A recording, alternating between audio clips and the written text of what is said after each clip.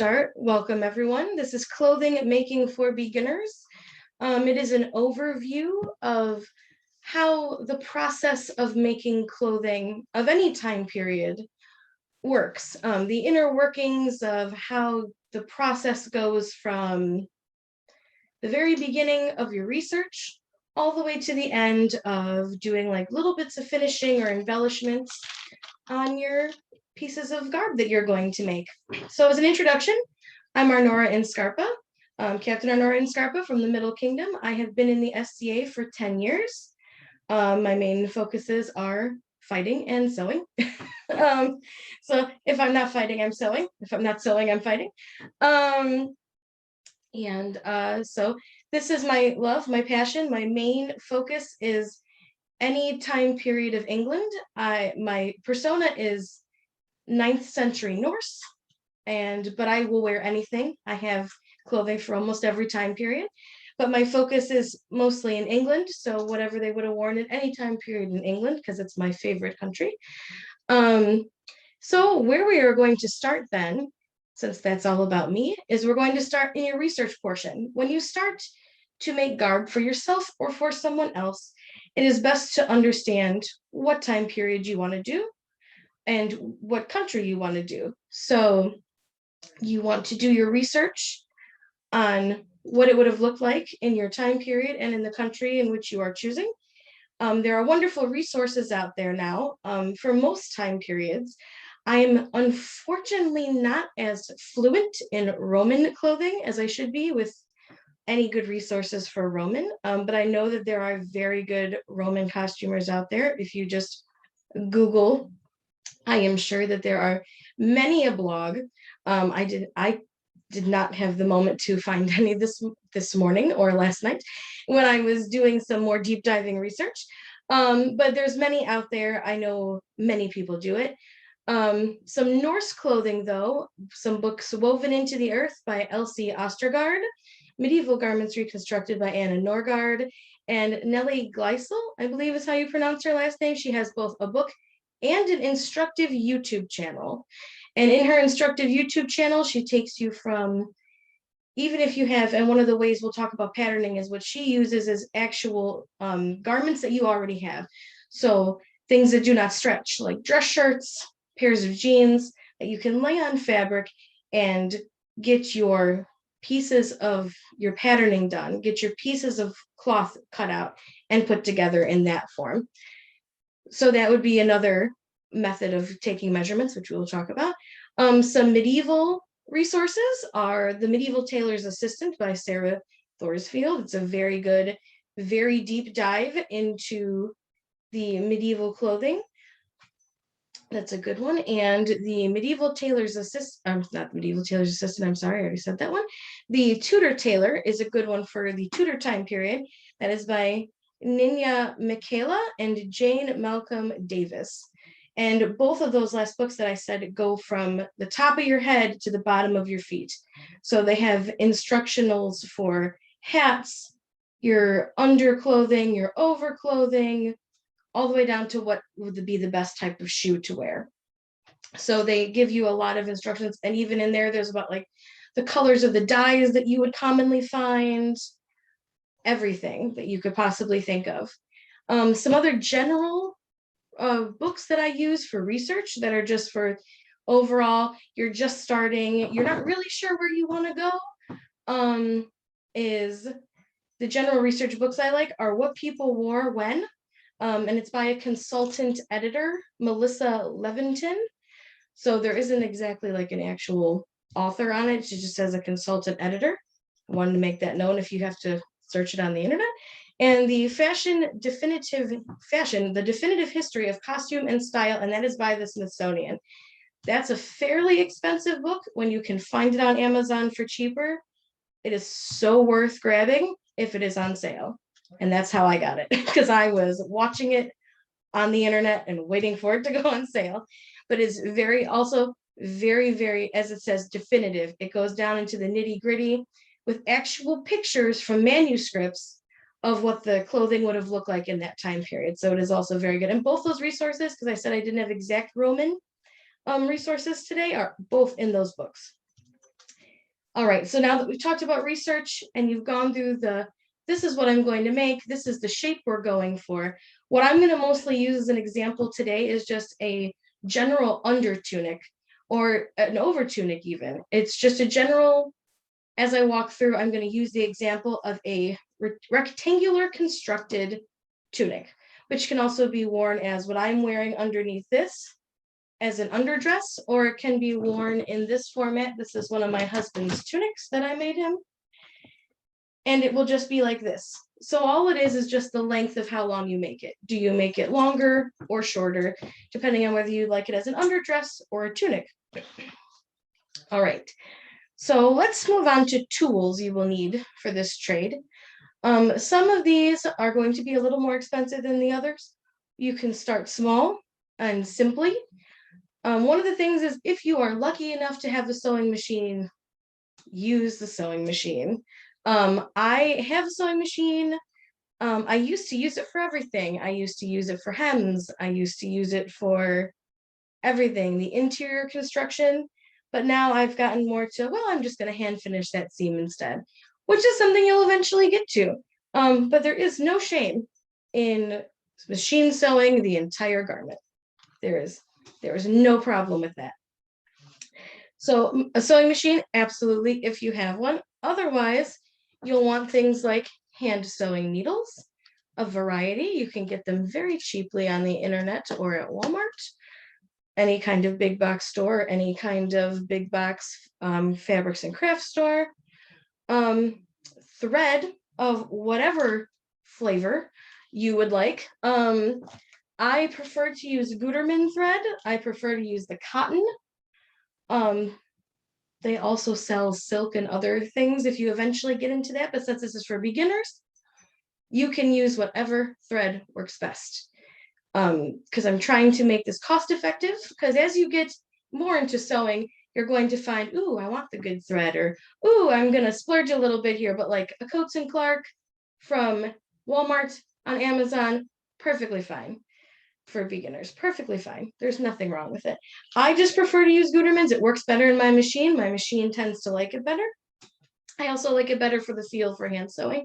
And I usually use the natural fiber ones. So I believe they only have cotton and silk. I don't think they have linen, but a good source for linen thread and for wool thread, I believe they have wool, is Burnley and Trowbridge. Is a very good place for natural fiber thread. And then you're also going to need some sort of measuring tape, which you can get very simply from, again, any big box store, online, wherever. They're pretty common. You're going to want either, I have pins. You're going to want some sort of pin, something that's going to hold your pattern down to your fabric for when you need to cut it, or when you need to put your pattern pieces together to put it through your machine, or while you are hand sewing. Also nowadays, and I'm about to buy them and experiment with them, they also make little clips now instead of pins, which I think is super cool. So that's going to be something that I will eventually try, which looks very cool and looks like it'll be very helpful. Another important thing, because we all make mistakes, is a seam ripper. You should always have a seam ripper. You can cut seams out that you make mistakes on, and you will make mistakes. I make them all the time. I always have my seam ripper with me because I'm always making mistakes, but that's the process of learning. Because it's easier to have a actual seam ripper instead of trying to cut it out with a pair of scissors. I find that it's very, very difficult sometimes, especially if you've machine sewn and the stitches are so incredibly small. It's very hard to cut them out with tiny, tiny stitches with a big pair of scissors. And speaking of scissors, the next thing we're going to talk about is a good pair of scissors. There are so many types of cutting tools and everything that you can use, from scissors to rotary cutters. I have both. I love both. And you can just get a simple pair of scissors from anywhere. The important thing about these is once you have claimed them as fabric scissors, don't use them as for anything else. They are only fabric scissors. And you'll get the best cuts on your fabric with them if you only use them for fabric. If you use them on anything else, you will dull them. And then you have the tendency of possibly catching fabric as you cut through it and pulling threads out. And you really don't want to do that because especially if you're working with like wool or linen, something with a weave that can sometimes be a little looser, you're going to want to have a sharp, sharp, sharp pair of scissors. Either, like I said, scissors or a rotary cutter, which I have right here. Let me pull it out so that I can show you what it looks like.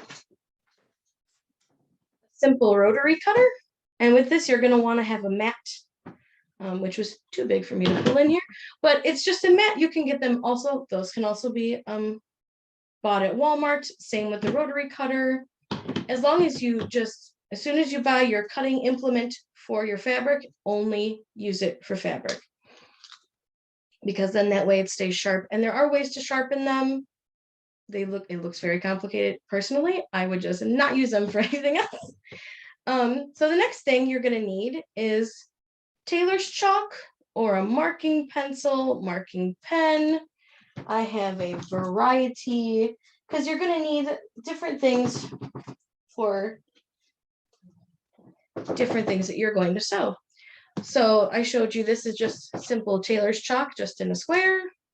I have, these are like marking crayons they make now, which are super cool and work very well for when you need to do fine lines. Like I do lots of embroidery, which we'll talk about a little bit about embroidering later. So it's very easy. And this is a Mark Be Gone disappearing ink pen, which on this end is a disappearing ink. It disappears within 24 to 48 hours of you putting it onto the fabric. So if it's like embroidery, it's going to take you a long time. Don't use that one. Use this one. It's the water soluble Mark Be Gone. And then that, when you just wash whatever you're going to wear, wash it after you're done, it'll wash the marks right off of it and it will not be an issue in any way. So there are your marking, different types of marking implements. And then beeswax. I was not a believer in beeswax. I will be totally honest. Did not start using beeswax until during this time when I started doing a lot more sewing, and then realized, oh yeah, no, that's very important. This is beeswax. It just comes in a block. You can find them on Amazon. You can find them in your fabrics and crafting stores. I think I got that 1 ounce bar on Amazon for like $5, and I've been using it for quite some time. So it doesn't go very fast. So as soon as you buy a big block of beeswax, you're going to have it for a while, and it works wonders.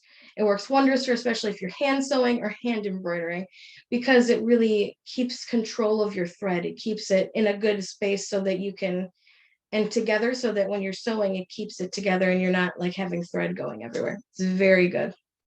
Highly suggest it if you can afford it, and it is cheap on Amazon. Highly suggest it.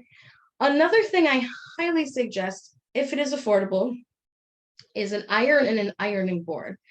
I, again, was not in the realm of, I was in the realm of, I don't have to iron this. It's fine. I'll lay it on the floor and I'll cut it. Till I got an iron and an ironing board and went, this works a lot better. And it works a lot better because when your fabric is flat and you don't have to cut around bumps and wrinkles in your fabric, it comes out much straighter and to the right size you're going for and the right shape that you're going for. Because if you have a lot of wrinkles and folds, it can distort the shape of the pattern you're going for. So you always want to, if you can afford it, try to get an iron and an ironing board. They're fairly cheap, again, at the big box stores, which is where I got mine, and very easy to find. So very much, if you can afford it, I would definitely suggest it. Measuring devices is the next part, and that's going to be things like a hem guide. I call it that. I'm not sure if that's the official name, but it has the sliding rule where you can measure how deep you want your hems. Very good. And you can move it along as you sew, which I really love. And this blue sliding rule is very tight, so it does not move while you sew, which is also very good. And it keeps your hems straighter. Some other ones that I would highly suggest is just a general yardstick.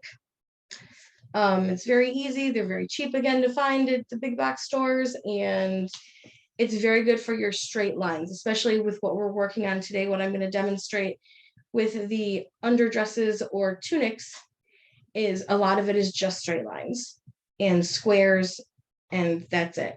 So these are very, very good to have for measuring out your long distances, and you can just slide right along the edges you're cutting or marking. So it's very good for that. Another thing that's a little more, I would say, advanced, kind of, but not really. You can also get it if you're a beginner, is one of these. And I do not know what these wide rulers are called. I believe it's a quilting ruler or something like that. But it is very great because they have these grain lines. I'm sorry, it's not grain lines. They have these lines on them that are perfect for making biases. So if you're making at-home bias tape, they are perfect for marking out bias. And bias is when you cut, you're cutting at a 45-degree angle, and bias tape is good for around your edges of your wrists, around your neck, and anywhere that you'd like an edge just covered with some fabric. So this is also very good to use. You can also get them very cheaply at big stores. So they're also very good. Grid ruler. Thank you, Elizabeth. I was going to say, I think somebody called it a quilting ruler at one point. So it is a grid ruler. Thank you. And let me see. And then I believe that's it for all the tools. Those are the beginning tools that I would say that if you're going to start sewing, those are the basic things that you're going to want. You don't have to have all of them. Absolutely not. As many of them as you can have, the better. And let's go on to fabric selection. Fabric selection is going to completely depend on what you are going to be making. And what time period you're going for and what location you're going for. So, and always keep in mind that it is whatever you can afford. As a beginner, as you're coming in, any kind of fabric you can find.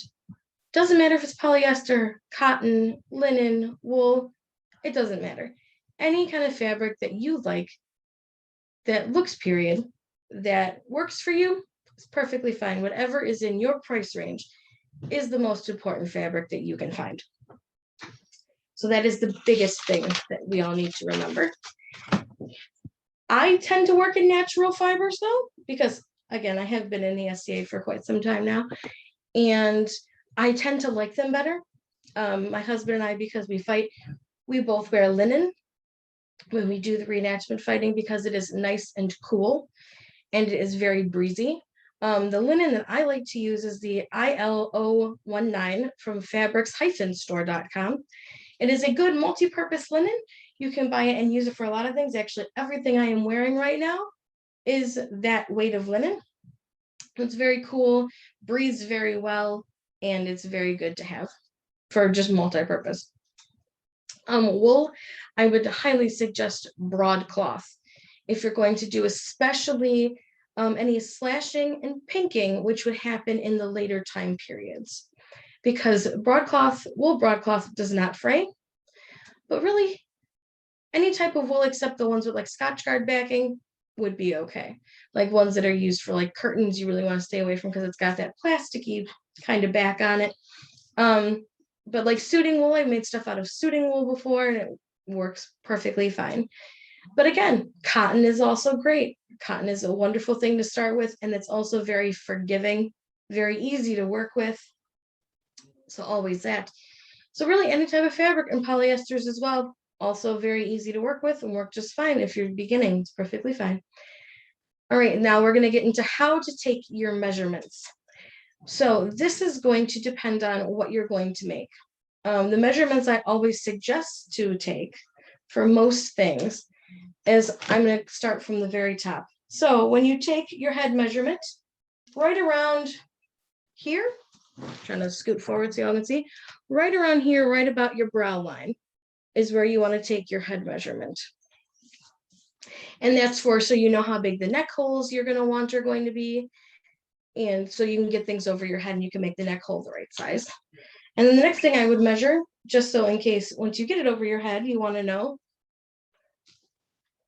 is the neck measurement. And I would take it right about at the base and take it right about here. And with all of these, when you take a measurement, I always add at least 2 extra inches because you're going to want to have some room for your seam on the inside to fold over and finish a seam. But also, I usually say one for a seam, one for good luck. just for some ease, because you can always take away fabric. You can't really add it back as easily. So, I mean, if you even wanted to add like a couple more extra inches, just know that when you get down to the end of the garment, you're going to maybe want to do some fitting and just some cutting when you get into the construction part. But again, it's easier to take away than putting it back. The next thing I always measure is arm length. So this is like if you're by yourself, this is why it was perfect that I'm by myself today and I can show everybody. You're going to want to go to like the end of your hand, wherever you prefer the length of it to go. I usually go right about the knuckle. So I go right about here. And then you can measure it back from there. And that way you've, again, room to hem and do whatever else you need. Also, what you're going to want to do after that is you're going to want to do your bicep so that you know that the top of the sleeve will be the right size. Now, what you would do when you do anything like this as well, or on the bicep or anything like this, make sure that you don't measure it straight out. Unlike the arm, which you do want straight out, the bicep, you're going to want to do it like this and right around here, and you're going to want to have it flexed. Because if you measure it with your arm straight out, it will not fit. I promise, because I've done it. You're going to want to flex your arm and make sure that it's the biggest possible measurement. The next thing that you are going to want to do is measure at the elbow. This is just an extra step in my opinion. You don't always have to, but it's always good. And again, always measure the elbow flexed, because it will change it about a couple inches if you don't flex it. And then you will have a arm that does not fit. And I have done that before. The next thing is your wrist. Right around your wrist. Again, leaving just right about here and leaving just a couple inches to have a little bit of extra space. Here's something that I just learned recently this past year, and I love the name of it. And the measurement is called a goose head hand measurement, because you can measure your wrist all you want. You have to get this part through the wrist hole. Somebody said, do a goose head. And I forget who it was. It was one of the people that I watch on YouTube. Probably either Morgan Donner. And I think it was probably Morgan Donner. I'm trying to think of who the other people are. Also a very good YouTube channel for anything. There's so many good costumers on YouTube. I should have actually put that under my resources. I apologize. So many good people. Morgan Donner, Abby Cox, Nicole Rudolph, Kathy Hay, Bernadette Banner. Any of those people are going to be great. And then they will lead you to all the others. There is a whole plethora that you can spend hours on YouTube watching. And trust me, I have. So anyway, back to the goose head. So you make a little goose head with your hand. And around its little head part is where you take your measurement, which I thought was so cute that it's called the goose head hand measurement. And then you have your bigger hand measurement and make sure that your hand part will fit through the wrist hole. Very important. Had not thought of that until this year. So it's very important to take. So the next parts you're going to take after you do all of your arms is you're going to do your chest measurement. So you're going to want to go around, and this is for any person. You always want to take a chest measurement right around the fullest part of your chest. And I have a lot of festoon on today, so I would not be wearing this when I take a measurement because it's going to add a few inches. But right around the fullest part of your chest. After that, you're going to want to do your waist measurement. Now, this is your natural waist. Now, another thing I've learned is that when you take your natural waist measurement, I'm pretty much wearing my belt at my natural waist, is another way that if I wasn't wearing this to find it, is you can either find where you put your hands on your hips or where you bend. Wherever you bend is where your natural waist is. You're going to want to take that so that you can make sure that, again, I wouldn't be wearing a belt when I do this. You're going to want to wear just like one base layer of clothes. Try to not wear a bunch of layers and try to not wear a bunch of ornaments like I am right now. And then you just take your measurement right there. Again, adding a couple inches. Depending on, for this, we would not need hips. But I'm going to take the hips so that you guys understand how the hip measurements work, and I'm gonna lower my camera a little bit here. You're gonna wanna take it on the fullest part of your hips to make sure that it is actually going to fit. I apologize for any hammering you're hearing in my video. My husband is teaching a class in the living room, so I apologize. I'll make sure I talk over it. So anyway, so the biggest part of your hips. So the biggest part of your rump with the front of and your hips. Make sure that you get the biggest part, so that way you know that all of your skirts and anything else are going to fit. That is more important for later period, more fitted garments, when you get into things like coat hardies or anything like that. Like I said, what we're doing today is just a basic rectangular construction, so you're not going to need something like that, not like your hips, because we're going to flare out pretty much from your waist. So pretty much the most important thing is your waist, but I wanted to put in the hip measurements so people understood how to do it. I apologize, I forgot one. The last thing you're going to want to take is the length. Now, like I said, this is for anyone. You can make an underdress, you can make a tunic, you can make whatever you'd like, but when you're going to want is the length. So usually I go from the shoulder, and I just look at my tape measure and I go all the way. If I want to go all the way to the ground, I do that. So you're going to hold it here, and then you're going to measure down to the floor or right above the floor. I usually have it go to the floor, and then I will fold up from there if I'm doing like a full length dress, because then I make sure that I'm long enough. I have made them too short before and have had to add guards on the bottom to make them the right length. So 100% always go longer. You can always cut it shorter. So that is length. So those are the measurements, the basic measurements that you're going to need for pretty much any garment. Again, I'm sorry for the hammering. The next part we're going to go to is patterning. And so patterning is done in many different ways. There's many different schools of thought on how to pattern and how one likes to do their patterns. So what I tend to do is the method. You can also buy store-bought patterns. There's nothing wrong with that. And Simplicity, McCaw's, they all have really good, and I have some here actually. They all have very good period-esque patterns. I'm trying to find a good one. Oh, here we go. This is an underpinnings for the Tudor period, just from, I believe this one is from Simplicity. So there are store-bought patterns completely. You can use them. They have the instructions in them. Wonderful to use, especially for beginners, because the instruction manual will take you completely through the garment. It also tells you how much fabric you need, what kind of fabric they suggest. So patterns are wonderful for beginners. I'm going to show you my method today. Again, there are hundreds of other methods for everything that I've done so far. I should have said at the beginning, I apologize. There are hundreds of methods for anything that we're doing today. My way is not the one way. This is just the way that I do it. And like I said, there are so many people on YouTube you can watch, in books you can read. Find what works best for you. But I'm going to teach you today, for patterning, how I would do patterning. And how I do patterning is I tend to draft my own patterns for things. I found it easier because, to be totally honest, yes, I have those store-bought patterns. I'm not great at using them. I have tried for years to wrap my head around how they work, and I have yet to succeed. So what I tend to do is I tend to draft my own patterns. And what that means is how I've shown you that you take your measurements.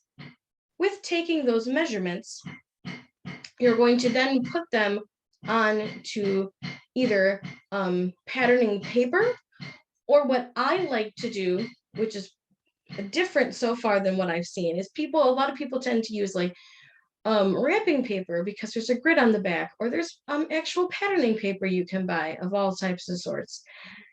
I like to put it onto fabric. Now, the thing about this is that when you do the patterning, again, you're going to want to make sure it is flat and it is ironed. And because I am working through my fabric stash, which is rather lofty, as you can see, this large floor to ceiling thing next to me is full of it. I'm working in my sewing journey, I'm working into just doing mostly natural fibers. So I'm working through my cotton right now and using my cotton to pattern, because when you want to draft a pattern, especially if you're drafting it onto fabric, you're going to want to use something that is a non-stretch. And I talked about before about when you're doing patterning, say you didn't want to take all these measurements, you'd rather just lay something like a piece of clothing you already have on the fabric and do it that way. Perfectly fine. But when you pick something like a dress shirt, which has no stretch, or a pair of jeans with no stretch. Everything that you want to use for your patterning should not have stretch in it, because you are going to want it to not have any give so that you get exact measurements. So I usually use cotton that doesn't have any stretch so that I can make sure that all of my measurements are exact. And so when I do this, I also end up getting a mock-up out of it, which is very important. I was also not in the belief of mock-ups. Forget those, I'll just do the thing. No. I have learned in this past year that mock-ups are very important, and you should always do at least one. So this is my cheating way of I do my patterning and I get a mock-up out of it. And then the very good thing about this kind of patterning is in these drawers, like I said, I have all the patterns I've done, and they fold down into a gallon Ziploc bag, all the pieces. And then I have all of them labeled in Ziploc bags, and then I have them forever. Just every time I use the pattern, you want to take it out and you want to iron it because it's on cloth and you're going to want it to be flat. Another thing I should have said with patterning, and I apologize, is pattern weights. Sometimes you might want pattern weights, sometimes you want to use pins. I'm sorry, I forgot to put that in the tool option. But there's easy ways you can make them. There are YouTube videos out there of people, they just use bigger washers. You don't have to buy them specifically from the store. If you just have them around, make sure they're clean if you're putting them on fabric. Or I've seen some people that they cover them in spare cloth. So they'll hot glue one end and wrap it around and then use them as pattern weights. I tend to pin my patterns down while I'm cutting around, and I just feel like it works better for me. So I take all these measurements and I will measure them out onto the piece of cotton. This is a hard one to show you, so I'm just going to have to explain it to you instead of actually showing it to you, because it would be very difficult to show to you on the screen like this. But you measure the shapes out, and when you're doing this, the rectangular construction that I'm showing you today is essentially when you're doing it. Your base measurements for your sleeves, you're basically, everything is going to be a rectangle or a square. So here is the sleeve. Your bicep measurement will be about here. Your elbow about here. We have very short arms, and my husband likes shorter sleeve tunics. So you're going to see that a rectangle will form. And it's going to have a little bit of a jaunty angle, a little bit smaller at the wrist, a little bit wider, but for the most part, a rectangle. Another thing we're going to talk about with patterning with this is a gusset. A gusset is this little square. It's not a square right now. It looks more like a diamond. Let me try to open it here for you. This little square is very important. It is important for your movement. It is important for, especially if you're using it as like a fighting garment. In like fighting garments, I tend to make gussets much larger than they need to be, because you're going to want that ease of movement. You can just draft these sleeves using like an S sleeve type of construction, which is also, there's a YouTube video for that, I believe also on Morgan Donner's channel. I'm trying to remember where I saw that. But like in this one, I just made straight sleeves and I get enough movement out of it, but I'm also not fighting in this. So for just regular garments, you don't always have to put a gusset in, but gussets are very good for comfort. And I usually do about a 4-inch on each side gusset when you're doing it for like a smaller range. And that is really goes down to your fitting. I would do mostly in general a 4 to 6 inch, usually more like a 4, because if you do a 6, it's going to be a little bit baggy. But again, however you feel comfortable, whatever ease of movement you want, you can always add more. You can always take away, can't add more. So if you start it with a little bit bigger, and I do my gussets in my patterning. So when I cut them out, I cut everything out, I put all the pattern together, and then I'll see if the gusset needs to be bigger or smaller. It's a lot less fabric to cut. Instead of like recutting the whole thing, you're just recutting your gusset. So then the chest measurement will show up right about from here. So from this hem, this seam here to this seam over here. That's your chest measurement. And then your waist measurement is right here. My bad, I'm sorry. Starts from here to here. And that's going to be a little bit further down. The length of this measurement is how long you want it to make the garment. So that's from the top at the shoulder all the way to the bottom. And we're going to talk about gores here in 1 minute. So once you get that length, you can feel where you kind of, usually I start gores at the natural waist every time. That's why I said the hips are not really an important measurement for this type of garment because it's just going to flare out from there. So gores, they're tricky things. I still feel like I do not have a grasp on gores, but I am working my way through it. So I took my gore measurement off of a tunic my husband already wore and that he liked the length of. You can make a gore as big as you want. It might be a little, the bigger the gore you make, the more flowy the garment's going to be. So keep that in mind. I believe his are about 9 inches each. And I have his gores split into 2. So you can see that there's a seam line down the middle of his gore.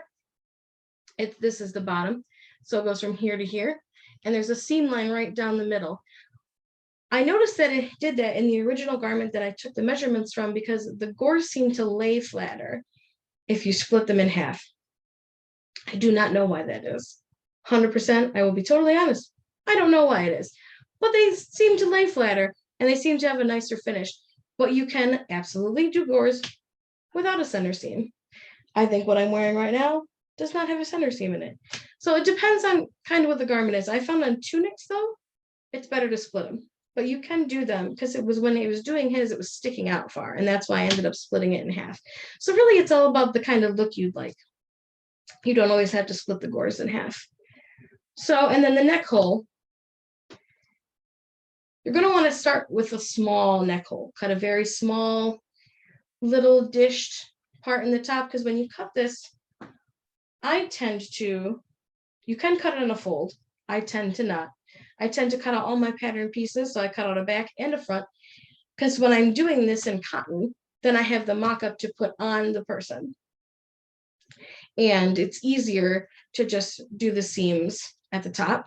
So again, you can do it on a fold. And what I mean by doing it on a fold is you have your big piece of fabric, you fold it in half, and if you cut the top part right here where the shoulders are on a fold, you won't have this shoulder seam.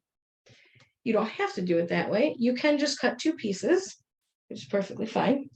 And then do that, and then you get to do nice little cute, if you're doing Norse, little cute running stitches. So it all depends on how you feel. Mostly everything can be done on the fold, actually, while we're talking about on a fold. If you're brave, your gores can be done on a fold. I'm not that brave, but you can do it. Where I would put the fold is right down the center if you were going to do your gores on a fold. Same with your sleeves.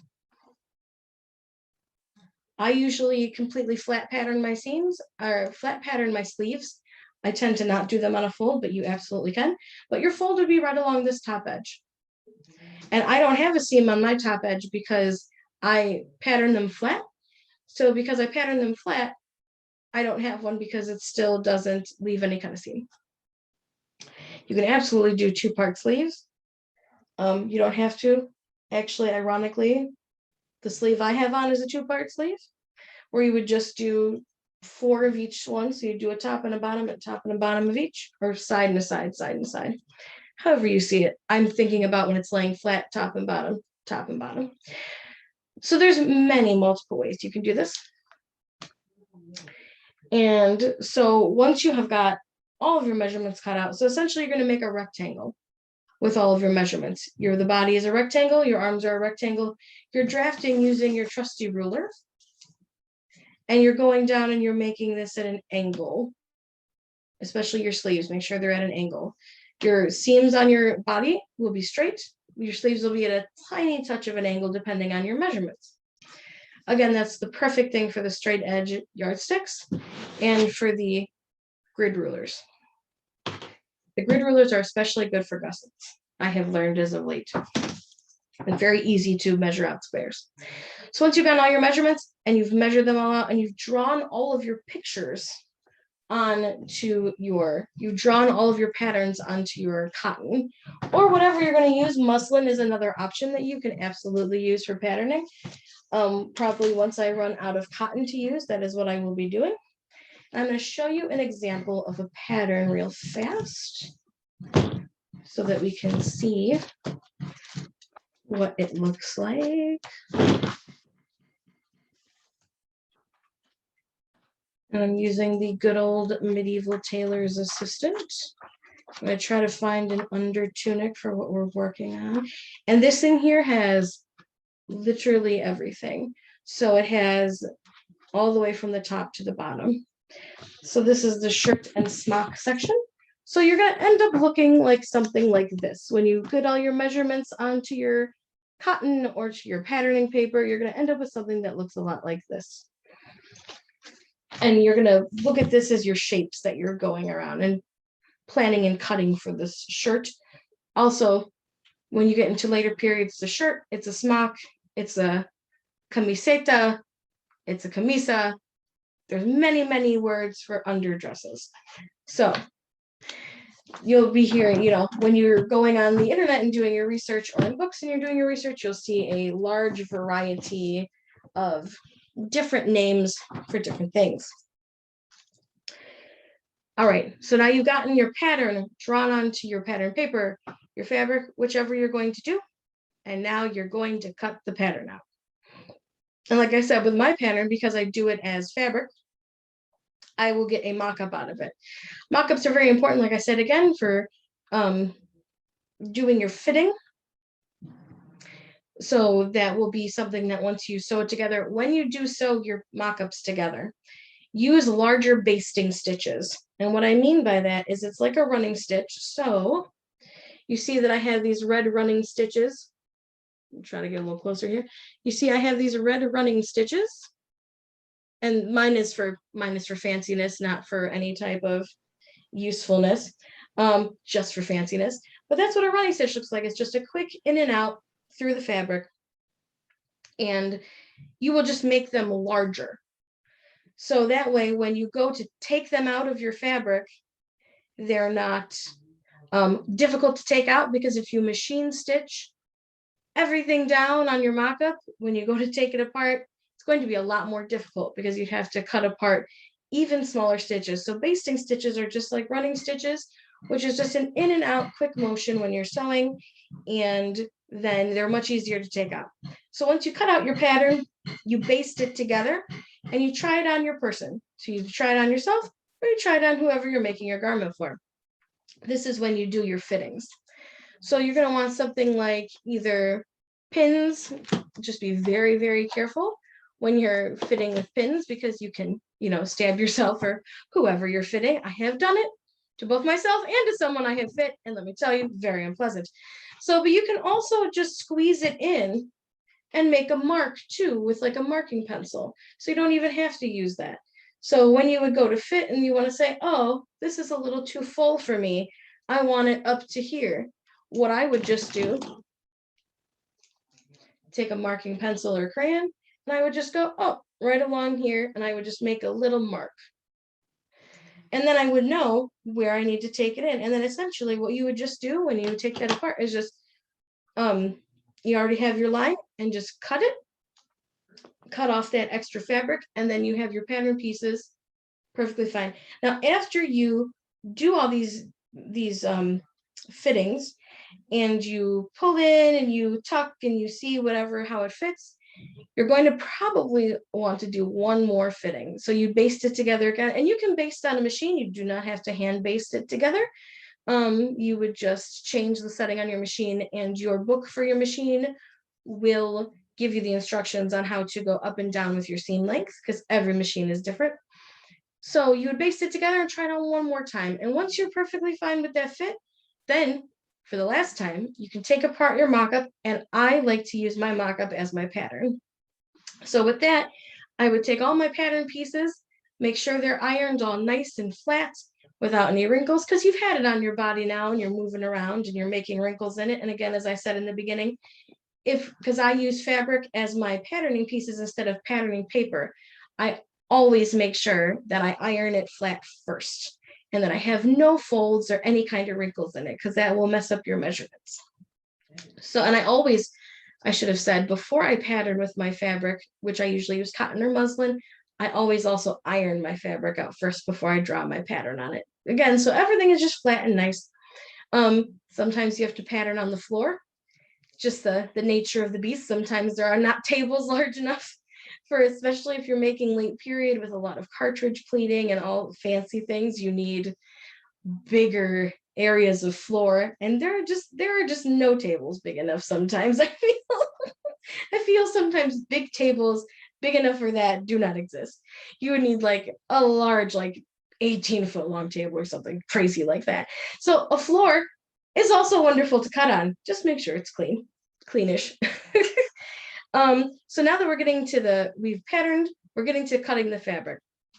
So because I use a fabric pattern, I like to make sure it's all flat, like I had said, that it's ironed. I lay it out on whatever is going to be my final fabric, and I pin it down and make sure that when I pin it down, everything is very, very flat.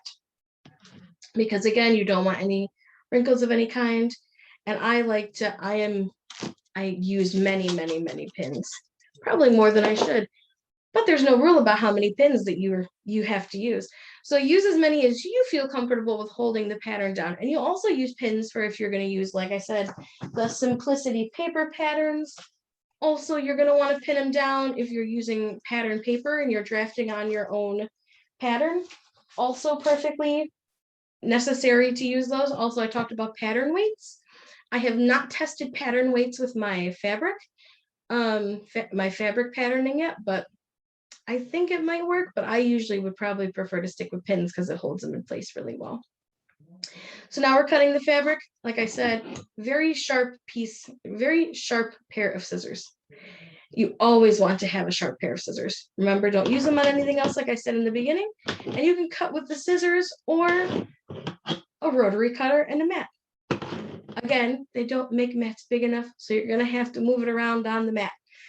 And if you're making big things, and we're just talking about rectangular construction today, so when I make like my tunics and my underdresses, these are big enough that I can cut them on my kitchen table and I don't have to be on the floor.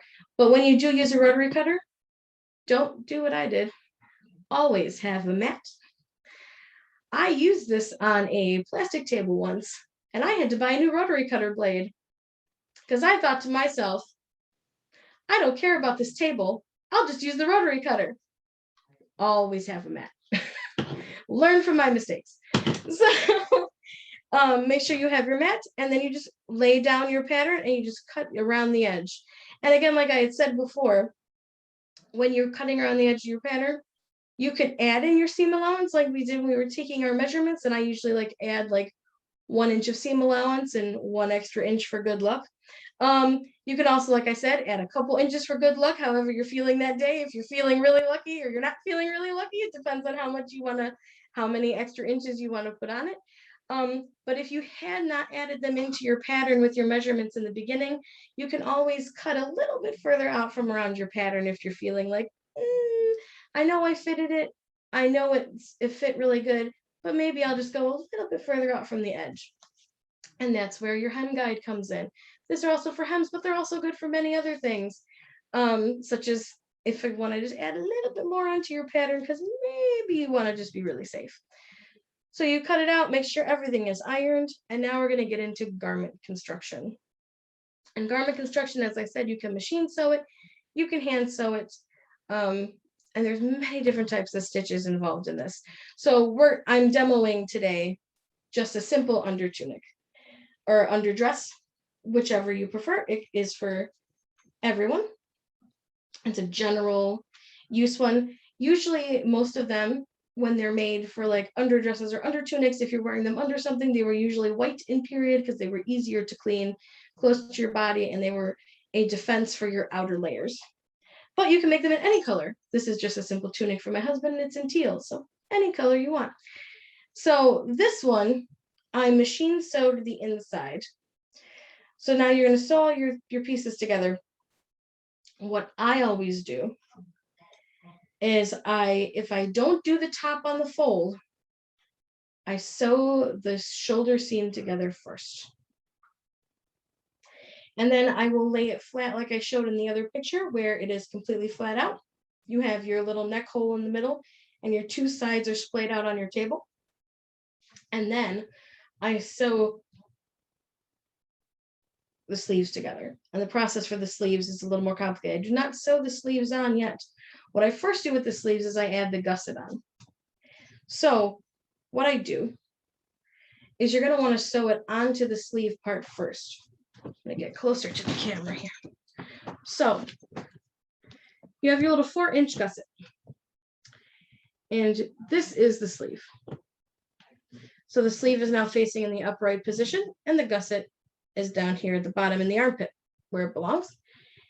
And when I go to sew it, I always sew it on one side first of the sleeve seam that goes along the bottom of your arm. And then I sew it into the other side. So then it makes a little diamond shape. So imagine that all you would have now is just a little diamond inserted into the bottom of your sleeve seam right here. And now that that is in, then we connect them to the body. I always sew my sleeves together first because it's usually the most complicated part. And now that you have your shoulder seams together, you're going to sew this seam, which is sewing your sleeve to your body part. And when you do that, I tend to start at the gusset. When you're doing gussets, let me turn this inside out.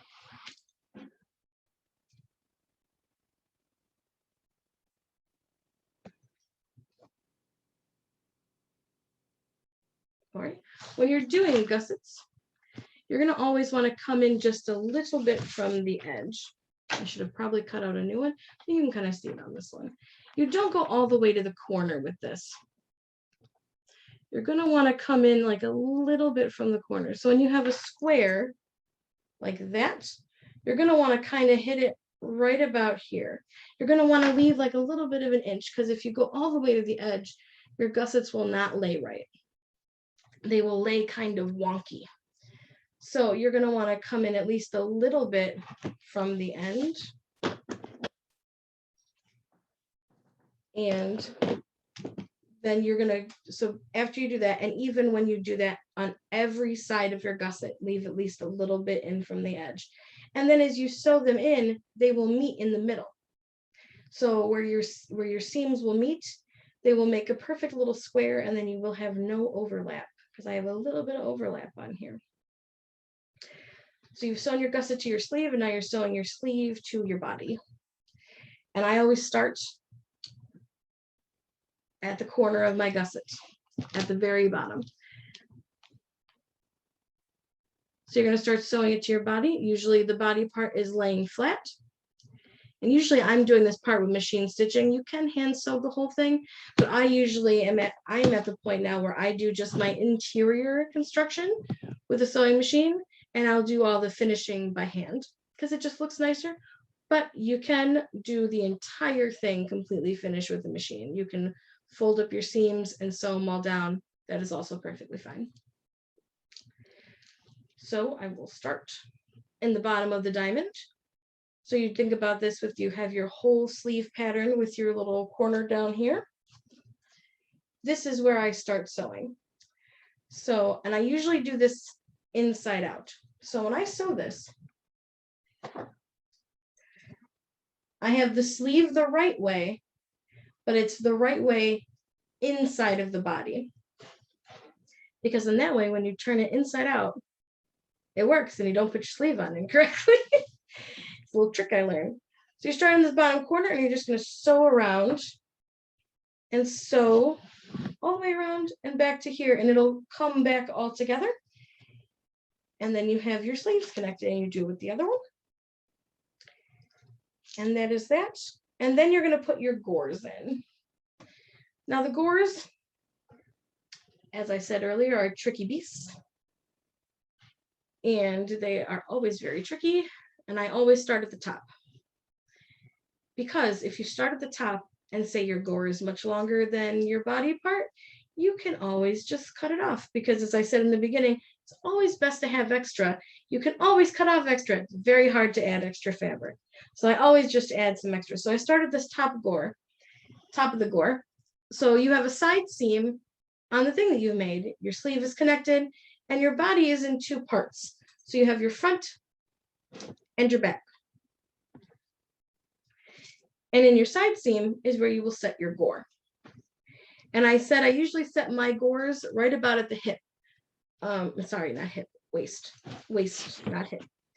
And because that way it flares out. Because we showed the hip measurement earlier, but like I said, unless you're doing more fitted like coat hardy later stuff, this is more of what you would wear something like this under your coat hardy, but it wouldn't be as fitted. It would still be flowing. It would be something like that. And you'd also in like a shift or a chemise like you wear in later period, these would all kind of be constructed the same way. So this is really for any time period. It's like the layer that goes next to your skin. I'm just showing a Norse version, and this is an outer tunic, so it can be constructed the same way. So when you're going to inset your gores, start about where your waist measurement is. So you'll have that from your patterning, the length from the top of your shoulder to where your waist is. You're going to take that measurement and you're going to start right where your waist measurement is. And I usually start by just insetting the gore. Turn her inside out here. I usually do most of my construction with the garment inside out. Just easier that way. And then you turn it right side out and it's almost like magic. It comes out the right way with everything working, hopefully. But again, sewing is a journey. So you're going to set it in. I start usually at the top and I go down one side, and then I usually go down the other side. And if it is a separated gore, I put the gore together first. So unless you do this on a fold, you don't have to do that step. Your fold would be right where my seam is, but you do not have to do it on a fold. You can do it just like me with a separated gore, either way. But if it's not a separated gore like mine, you would still just go down one side and then the other. And then if your gore happens to be just a little bit longer than your body, that's when we'll get to the fitting part and the hemming part where you'll cut the excess off. So you insert your gores just like that, do one side and then another. The trick with the gores that I have so far seen is mostly with the gusset. You're going to want to leave a little bit of extra. Don't completely go all the way up to the triangle right away. You're going to want to just leave a little bit down. And usually what I found is I always thought that gores were complete triangles. So the top came down to a point. What I have learned is that it's kind of better if you leave a little bit of a flat part on the top of your gore. They're much easier to sew that way. So I've been tending to do that just a little bit. And then you have a little bit more to work with at the top because you're not just going up into a tiny triangle top part. It's a lot easier to work with. So it's just as simple as just sewing in the triangle, starting at the top of the corner, starting at the top where the waist part is. Always start there. And that's pretty much how gores are. And gores are a learning process. I make it sound easy right now, but it is definitely not in practice. So it will take lots of practice. So now you've sewn your entire garment together. We're at the part of, all right, now we're going to go to the hemming and finishing. And this is as crazy and as deep dive as you'd like to go. I definitely started, and if I looked at this garment, definitely nothing in the interior of this is finished. This is the first underdress I ever made. And I didn't finish anything. The embroidery detail was added this past year after I made it almost 10 years ago. So you can always add more to your garments later. And we'll talk about embellishments. And as you learn more about sewing and you get more skills of embroidery or other things, you can always add on to your garments later. So now we're going to get to the finishing and hemming portion. So there is a way to finish the interior sleeves, which I still do. I do them both ways sometimes. You can machine zigzag your edges. And I especially suggest this if you are going to be making anything with linen. Linen will fray and fray and fray like it is its job. It also wrinkles just when you look at it. So you don't even have to look at it funny. It will just wrinkle because you looked at it. So what I tend to do, even before in the washing process of your fabric, which is a whole nother thing, when you buy linen, you want to zigzag the complete edge of the piece of linen you buy and put it in the washer. And my mind, what I do, because there's many mindsets of how people wash their stuff. What I do with linen is I wash it on hot and I dry it on hot the very first time. It gets all the excess dye out and it will shrink the fabric. And that way you have no shrinkage later on after you've made your garment. So with this, I zigzag, even now we're back to finishing the construction now that I've gone on that tangent. I will zigzag all of the edges. So when you have this, I usually iron them. You can iron the seams flat out like this. You can iron them together so they lay on one side or the other. But the important thing is you're going to zigzag or somehow finish the entire edge. I have zigzagged it. And then you see that my embroidery kind of did a little bit of a finishing treatment on it as well, because I wanted to do embroidery and it looks a little fancier. But I chose to go to just the one side. So you can leave it completely open and go down both sides of it. You can do a felling seam, which I don't unfortunately think I did on this one. I did not. A felling seam essentially is it will kind of look like this, but what you will do is one of the interior edges, one of the interior seams, either on this side of your fabric or this side of your fabric, you'll cut it down a little bit shorter. And then you will encapsulate the shorter side into the longer side and fold the edge over. And then you fold that down flat. That's a felling seam. Then there's French seams, and that's a little bit more complicated, but because this is a beginner, I'm just going to show you the easier ones. And the easiest one is to just zigzag it. Zigzag it like this way, and then you can just leave it. You don't have to fold it over and sew it down, as long as you just zigzag the interior, all your interior edges, and you can zigzag them together. I think this one I did zigzag together. So you have your two pieces sticking straight up for your seam, your interior seam. Just run it through your sewing machine and zigzag down it. And then you can just leave it like that, like I did with this one. It's just, this one's not even zigzag. This is just totally left. I didn't sew it down till recently when I did the embroidery stuff. But as long as you zigzag the edges, it will not fray on you and everything will be fine. And you can just finish it like that. Like I said, you can also flat fell it, which was the method I was just telling you, where it's just you sew down, you sew one over the other and encapsulate one to the other, and then just do a little whip stitch. And a whip stitch is just where you'll go down the edge of the fabric and you'll, I can actually show you here real fast. So when I don't have any thread on here, but I can show you the process. So when you're going to do a whip stitch, you will go in. So hard to sew while looking at a camera. So you'll go in along the seam right here. So you're on the outside of the seam and you'll take right next to the edge and then you'll catch just the edge a little bit. So a whip stitch will look, try to make it so you can see it here. A whip stitch will look just like that. You're taking just a little bit from the outside and a little bit from the edge and then pulling it through. And then that tacks down your seams. So you can just leave them straight up, zigzag them and be done. You can zigzag them and then sew them down like I did with some fancy embroidery. I say fancy, it's just a running stitch. It's not that fancy. And, or you can just do a little whip stitch just to hold it to one side or the other. Whatever is easiest, whatever. At this point, whatever level you feel like you want to do in the garment, because if you're very frustrated with the garment, you're like, let's just zigzag it and get it done. It's really where you're at in your sewing process, which will change depending on what you're working at. So you've done the interior of the finishing. either you zigzagged it, you flat felled it, you finished the seam somehow, either with a simple zigzag on your machine or by hand flat felling it.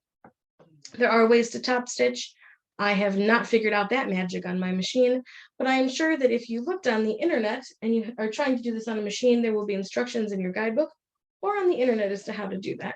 Me and my machine don't get along that well, so we don't tend to work together often. I tend to hand sew a lot. I mostly use my machine for the interior constructions, and then it says it's done. So then I'm like, all right, we'll finish everything with hand stitching, but I never used to be that way. I used to do everything by hand. Oh yeah, here I actually do have a whip stitch. So your whip stitches will end up looking like this. It's this little contrasting blue that you see along the edge right here, where it just looks like it's just right along the edge, little whip stitches. And then on the outside, it just comes out as just little tiny running stitches. And that's a way to do your hems. So like I was saying with the hem guide, this is the part where you can either just take 2 little folds and just say, I want it this long. I'm just going to take a couple little folds and just fold it up and sew it. Always I try to leave no raw edges unless they're zigzagged like this one. I will always try to put every raw edge on the inside because you want your garment to last as long as possible.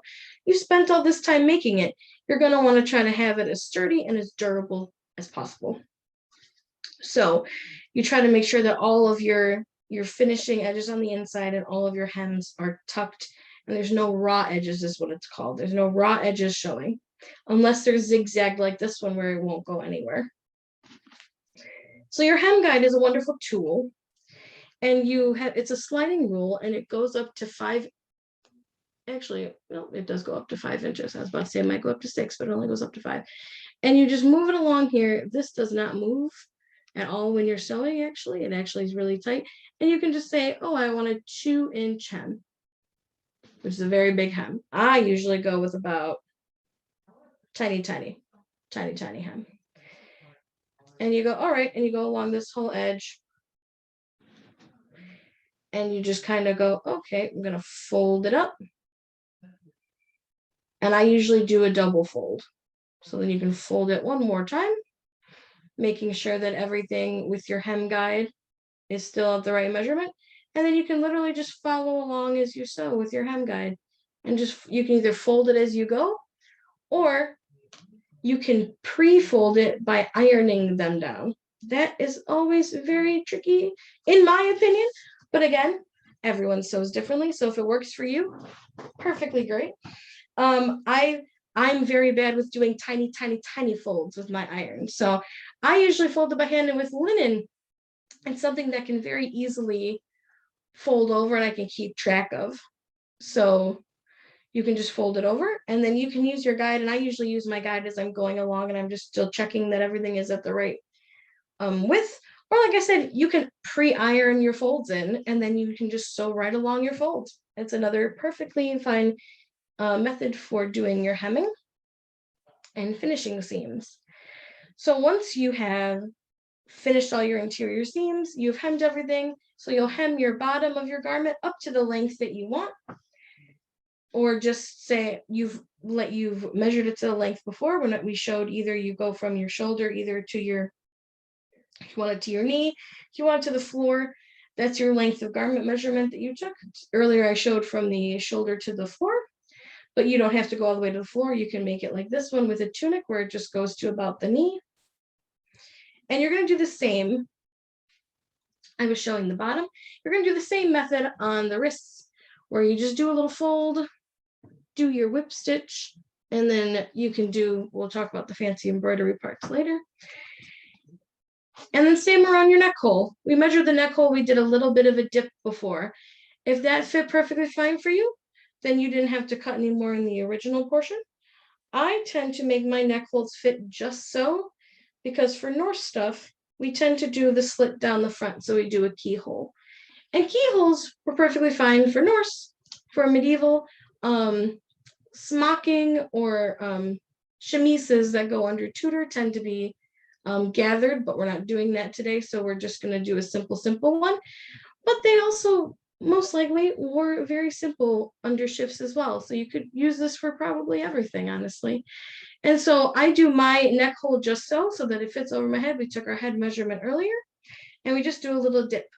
If you want this to fit kind of like a t-shirt and be a little bit more comfier than just straight across, do a little higher on your back part of your circle for your hole of your head, and a little bit lower in the front. And then it'll kind of fit more like a t-shirt. This one is kind of just cut in a circle, because my husband just prefers them that way, but you can cut them however you want. As long as you cut a hole that your head fits through, you're in a good space. And the same thing you're going to do around here. I just literally folded it and whip stitched it down. And same thing around the keyhole. So with the keyhole is you're going to cut your neck hole, and like I showed before, when you cut it and you have it on you and you do your little bit of a cut, you're going to just cut it like a very, very shallow half circle. And then you try it on and then you say, oh, I like it or I don't like it. After you've done that, usually when I fit them, I cut a tiny, tiny keyhole first to get it over the head. And then if that keyhole is just fine, then I leave it and I just finish the edge. Otherwise, if I need to make it a little deeper, I'll cut it a little deeper. The important thing, though, about the keyhole is you can whip stitch around it, and I usually do. But then I usually do a couple little extra very tight stitches just right down here at the bottom. And that is just a couple very tight whip stitches, because sometimes, the whip stitches can be, like I was showing over here, pretty spaced out and pretty far. But when I'm down in here, you're going to want to do a couple stitches just right around here to make sure that this stays sturdy in the center. And that's pretty much the trick of the neck hole, is just make sure that that part is sturdy. The rest of it will pretty much fall into place and you can hem around the entire thing, just like before. People do martyred corners sometimes on their stuff. I don't. I usually just fold one end down and then fold the other one over it. You don't have to do anything fancy, as long as you just have them folded down into the shape. Into a keyhole, it'll taper a little bit. And that's perfectly fine that your inside seam will taper. It's perfectly normal. Don't freak out. I freaked out the first time. You don't have to freak out. I've done it for you. Don't worry about it. It'll taper a little bit because you're going down into an angle kind of a seam. So now that everything is hemmed, your neck is hemmed, your wrists are hemmed, your bottom is hemmed, you finished all your interior seams. Now we talk about the fun part. Now we can say, you can completely be done at this point. You can say, well, that's it. My garment's done. It's something simple. I'm going to wear it under other things. I do not have to worry about doing anything fancy to it. If you want to do more to it, there's many things you can do. As I listed the research books that I listed earlier, the Medieval Tailor's Assistant, the Tudor Tailor, any of my general research books, you can look in there and see what kind of embellishments people put on their garb if you really want to dig deep into some research. Embroidery, there's just simple seam treatments you can do. The one on here is just called a blanket stitch, which there are many tutorials on the internet to find out. And it's not 100% that they're for sure did it in the Norse period, but they've postulated that it did exist because it was existing for quite some time. And so the blanket stitch is just this cute little stitch, and it goes right along the top, and you can see it on the inside too. And it just holds the hem down. It's just a cute little edge I usually do it around the neck hole, the wrist hole, and I usually also do it along the bottom. And you can do them bigger or smaller. I usually do sometimes bigger ones than the smaller ones I just showed. And that's one way to do it. That's one type of embroidery. Technically, it is embroidery. I found out that technically running stitches are embroidery, and I was like, well, that's very, very fancy embroidery. It's not really fancy embroidery. It's very simple. So just like the running stitches, if you were constructing your entire garment with the in-out running stitch that I was showing before, just a little bit of running stitch, you can just do it in different contrasting color of embroidery floss. I use the size 25 from DMC, and I usually do them in cotton. And you can get them for cheaply in all sorts of colors and fun things.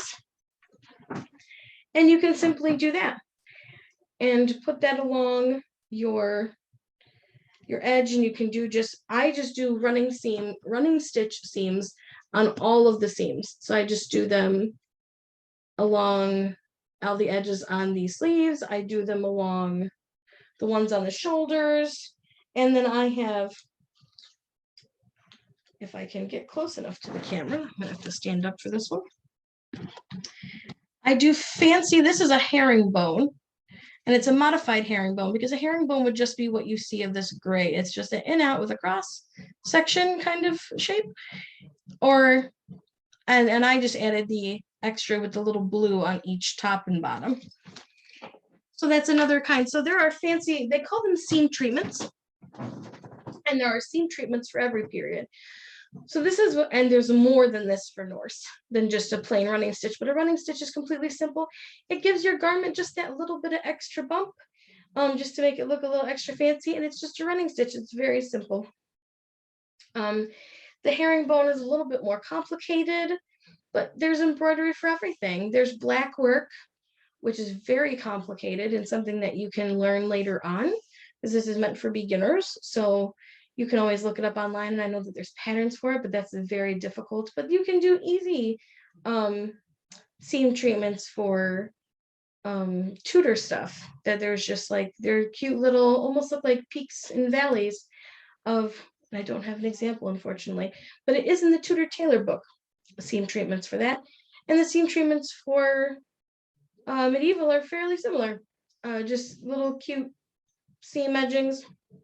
They're usually very simple embroidery, and there's so many tutorials online for that. And I'm not going to go too far into the embellishments because, again, this is for beginners, so I'll make sure it stays simple. But then there's other embellishments you can get into much later on. So what I have on here is tablet weaving, which is something that, again, you can find online, and there's so many tutorials, especially through this pandemic we've been having. So many universities all over the known world have put out a bunch of different classes, and I know that there are tablet weaving classes, which is something a little bit more advanced. And I do tablet weaving, so this one just has a little tablet woven band, and you can buy these. You don't have to make them yourself, and then you just sew them around the edges of your garments, or you can do pre-made Callantyre trim. Shout out to Callantyre trim. I have so much Callantyre trim. It's just a lot of trim, and you can just buy pre-made trim and you can just sew it along there, and it's just like sewing straight seams on your machine. So you don't even have to make the embellishments. You can buy them from somewhere else. I also have this for my Verity. He makes these too. Again, shout out to Callantyre trim. He makes these for your Verities and for our groups and for our kingdoms, that you can just buy trim and just put it on, and it's so simple. You don't have to make the trim. Like I said, the tablet weaving is advanced. You can just buy some simple cheap trim. I also have trim, and I don't have any of it in my proximity now, but I bought trim that looked period from Joann's and just sew it around the edges. And I usually do, if I'm doing Norse, I'll do it around the wrists, around the neck hole, and then sometimes I will do it around the bottom edge of either apron dresses or around the bottoms of tunics. I didn't do it on either of these, but you can. And there are all sorts of things that you can do that are fun, and you can just do whatever makes sense for the time period that you're going for. Like I said, there's different embroidery stitches for every time period. I know for sure that the Medieval Tailor's Assistant and the Tudor Tailor have them in their books, showing the different types of embroidery stitches that are used in the different time periods. You can also just look in the general research books to see what they would have used in period. And you can also add, then you can get into the craziness of putting pearls on things, putting bangles on things. I just was looking last night at some really cute really cute houppelande, which is medieval period, that had little golden discs on it that jingled. They were describing it, and I was like, well, that sounds fun. So you can really just dive into it with your embellishments, and a lot of it you can find very simply at craft stores or online. And it's just a matter of just knowing the basic running stitch like we had shown you, and that's about it. and the just very simple to do embellishments. It's not as difficult as it seems. And like I said, there's so many tutorials out there now. And I think that's it now that I've talked to you for an hour and a half. Does anyone have any questions about anything that I had done for the past little bit of class here? Do we have anything in the chat at all? Excellent. Well, then if nobody has any questions, I think that I am done. So always remember that sewing is a journey. Do not get discouraged if your first piece of garb you make does not work out. You can always find me. My name is Arnora in Skarpa. You can find me and friend me on Facebook. That's not my real name, obviously, but this is a nickname on Facebook, so it will pop up if you type it in. And you can always message me. I am always willing to help. And like I listed before, you have all these books at your disposal. We have so much research on the internet now that you can just go watch a tutorial, which is what I have been doing most of this pandemic, to up my sewing game. So there's so much information at your disposal. Don't be afraid to use it. Don't be afraid to reach out. If you're a beginner and you're just getting into the SCA, we are here to help you. We want to answer any questions that you have. And you can always reach out to me, and I'm always willing to help wherever you get stuck. Because I have been on this sewing journey as well. I am still on the sewing journey, and it is quite the journey. So feel free to reach out. And thank you so much.